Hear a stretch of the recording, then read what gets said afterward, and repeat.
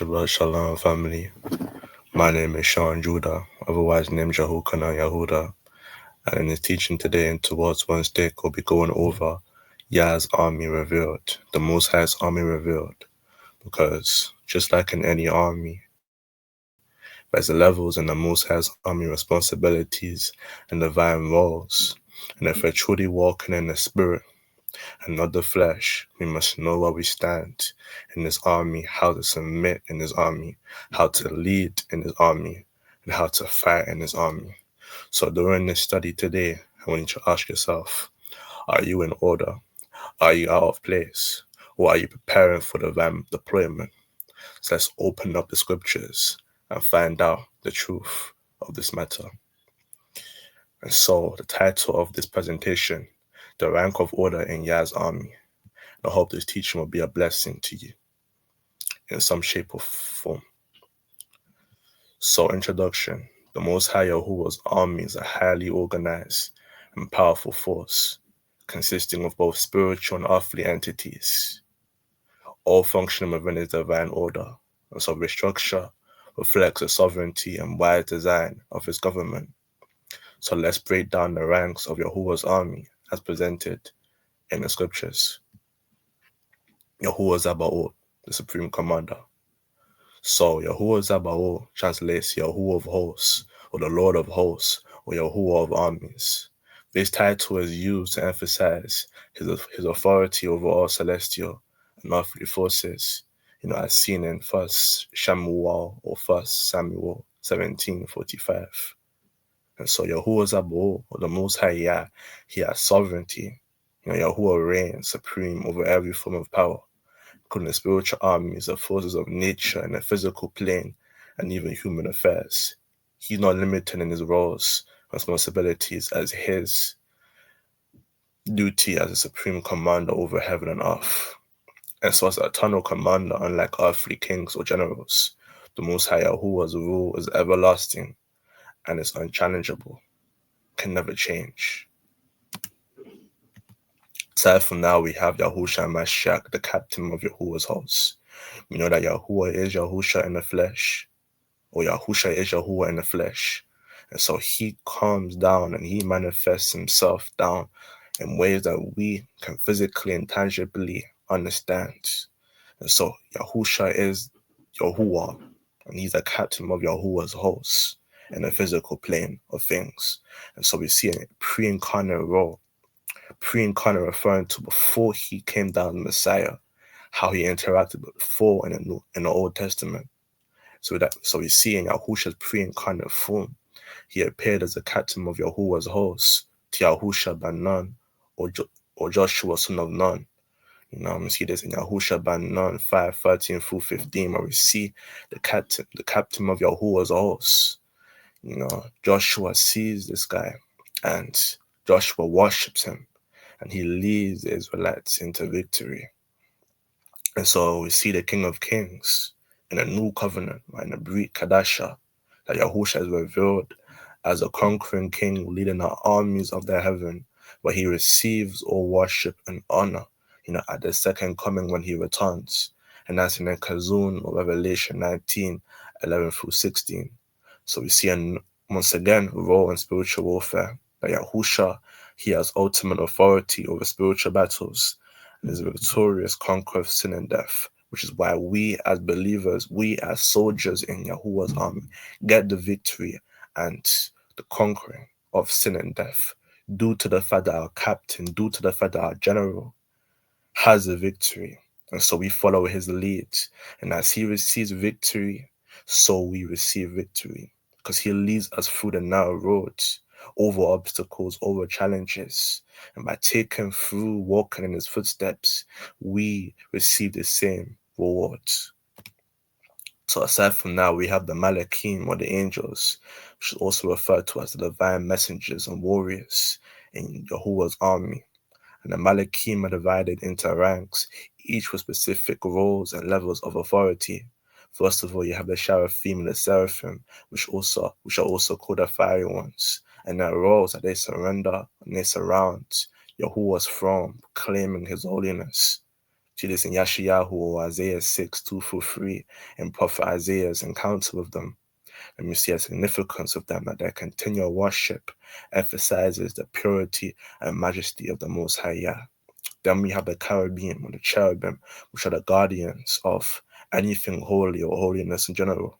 And the role of the cherubim are often positioned as guardians of sacred places, which also includes Gan Eden, or the Garden of Eden, which we see in Bereshit or Genesis 3:24, when Adam and Eve's sin were kicked out of the garden.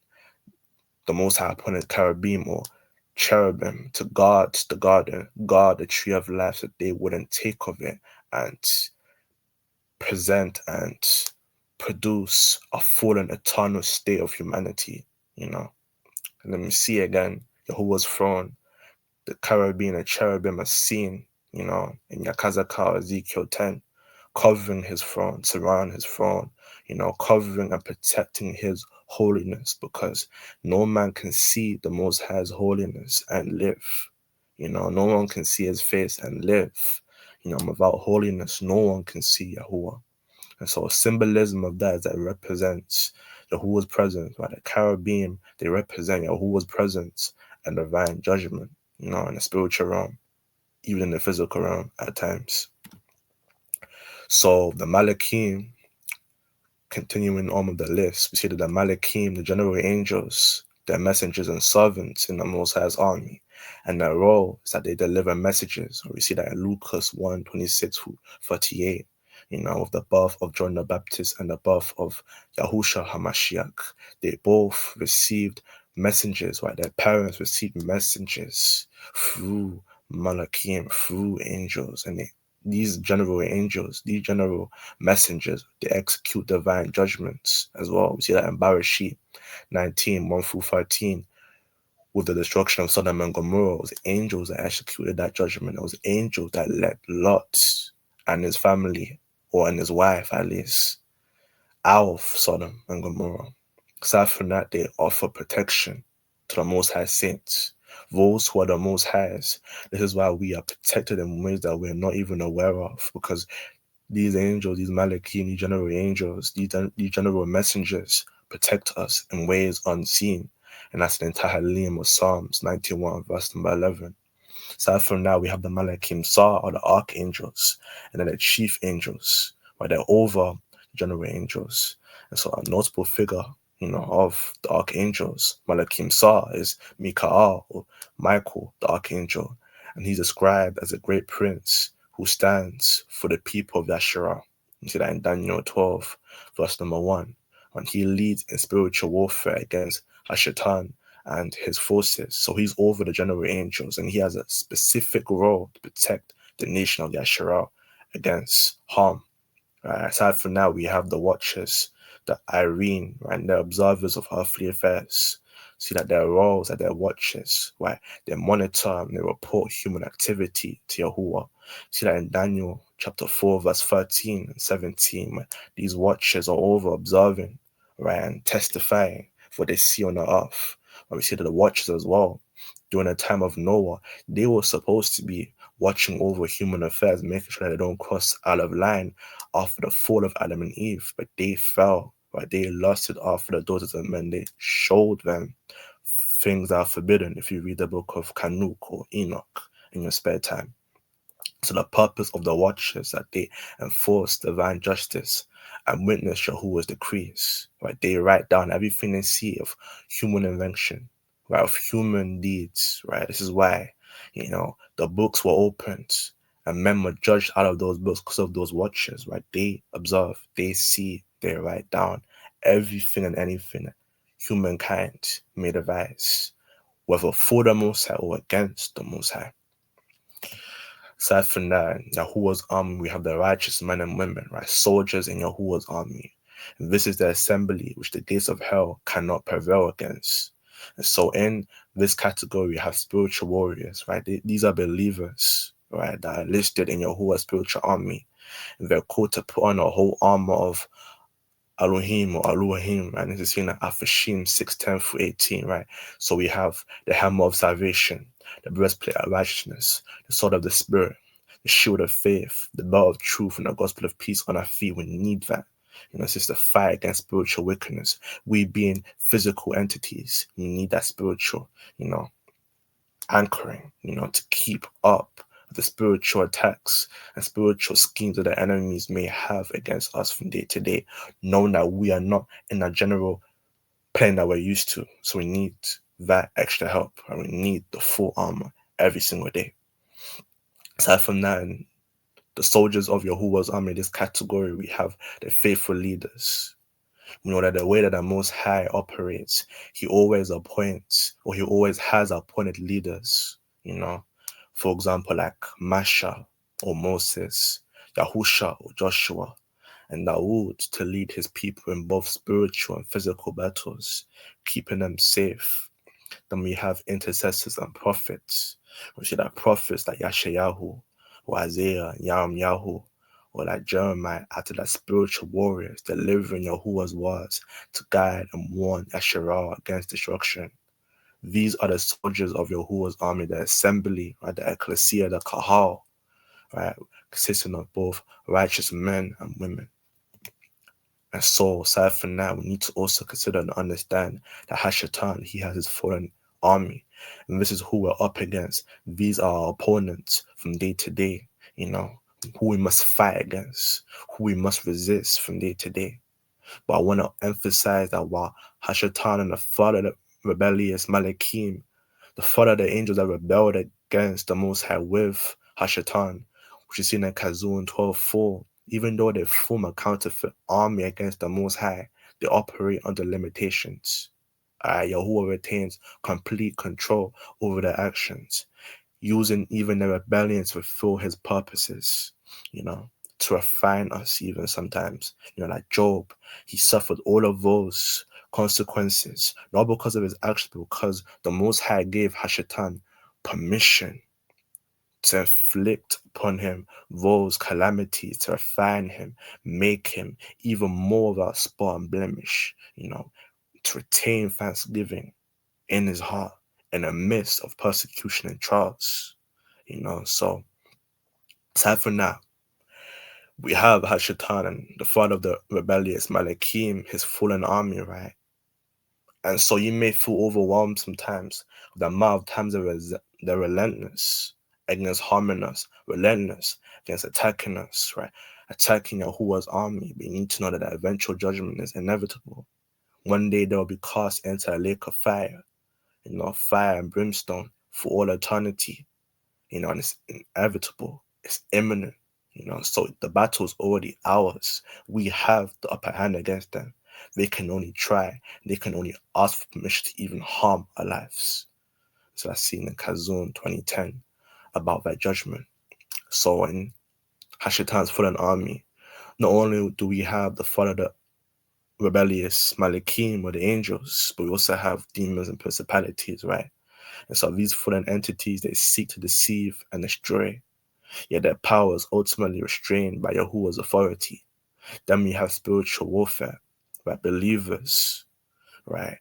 When warring against Hashatan's fallen army, we're called to resist their schemes through prayer, through fasting to the best of your ability, and the word of Yahuwah, which cuts sharp like any two-edged sword, seen in Corinthians Shani or 2 Corinthians 10, 4-5. That is how we resist Hashatan's fallen army, that it may flee to us, flee from us, So we must flee from the enemy, flee from the army of the adversary, and flee to the Most High. Because prayer is of the Most High. Fasting is of the Most High. The word of Yahuwah is of the Most High. You flee the enemy, you flee, you retreat back to your army, your fields, right? Your team, your general, right? Your captain, all right? Your messengers, And so just to conclude in this study, Yahuwah's army operates with perfect order, reflects his divine authority and righteousness in the earth and in the heavens. From the highest rank of the Malakim, like Mikael, right, like Michael, to the faithful believers on earth, which is us, right, soldiers for the Most High. We all serve a distinct purpose in executing the Most High's will. And so as part of this spiritual army, we as believers are called to remain steadfast, putting on a whole armor of the Most High and standing firm against the forces of darkness, knowing that we have already won. We have already won through our general, through Hamashiach, through the victory promised to us from our supreme commander, our supreme general, Yahuwah Zabaoth. Yahuwah of hosts, Yahuwah of armies. So understanding the rank and order of Yahuwah's army should inspire reverence, should inspire confidence, should inspire commitment to righteousness as we align ourselves with the will of our supreme commander, Yahuwah Zabaoth, Yahuwah of hosts, Yahuwah of armies. And so, with that being said, this is Sean Judah from Towards One Stick. I hope this teaching was a blessing to you. We know in these times, it's drawing near, the enemy, his anger towards us is only going to wax worse and worse, wax colder and colder. He's going to wage war against us in ways we've never seen. The furnace of affliction is going to be hot against the Most High saints, the Most High chosen, in ways we've never seen. So we need to know our position. We need to know our identity, our role, our obligation. We need to know who's on our side, who we can entreat to and find the victory, find the power, find the authority that we can gain being on the winning side, being on the winning army, being a Yah's army. So hope it's a blessing, and I'll see you guys in the next teaching shortly. Shalom.